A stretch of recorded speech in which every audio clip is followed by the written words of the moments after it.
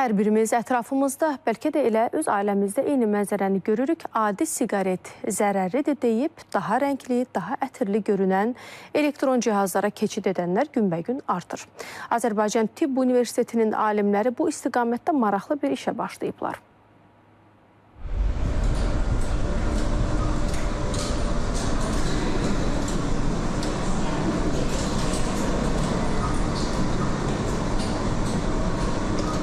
Tədqiqat aparırıq. Tədqiqatımızın əsas məqsədi elektron siqaretlərlə sadə siqaretlərin insan orqanizminə təsirini öyrənmək. Hansı daha çox zərərlidir müqayisəsi. İndiyədək dünyanın bir çox ölkələrində həyata keçirilən bu tədqiqatlar ilk dəfədir ölkəmizdə reallaşır.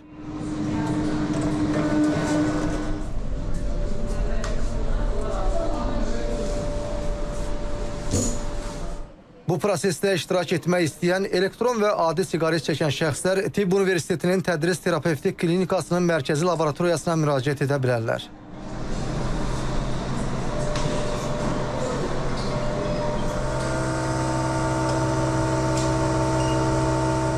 Tədqiqatımız ürək-damar və tənəffüs sisteminin təsirini öyrənilir. 18-40 yaş arası gəncləri götürürük. Səbəb də ondan ibarətdir ki, bu yaşda xroniki xəstəliklər daha az olur deyə, yəni sırf siqaretlərin təsirini görmək üçün bu yaş məhdudiyyətini götürdük. Tədqiqat 3 hissədən ibarətdir. Laborator analizlər, qan analizləridir, bəlğəmin ümumi analizidir və spirometriya cihazında ağciyərin funksiyasının yoxlanılmasıdır. Bu müayinələrdən tam pulsuz tədqiqat iştirakçıları keçə bilərlər.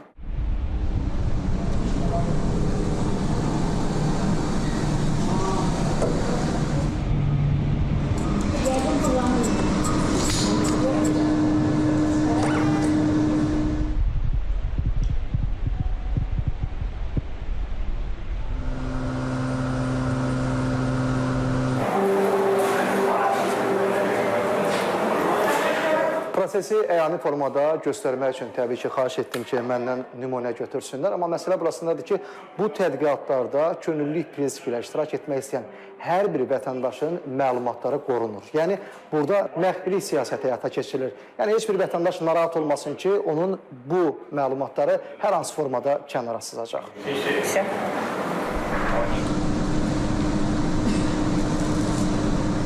Hazırda laboratoriyada fərqli insanlardan götürülən nümunələr toplanır. Hələ ki, könüllü müraciət edənlərin sayı yetərli deyil. Nəzərdə tutulan rəqəmlərə çatdıqdan sonra tədqiqatın dəqiq nəticələri bəlli olacaq. Bu haqda əvvəlcə prosesdə iştirak edənlərə, daha sonra isə elektron və adi siqaretlərin hansının daha çox zərəri olması ilə bağlı ictimaiyyətə açıqlama veriləcək.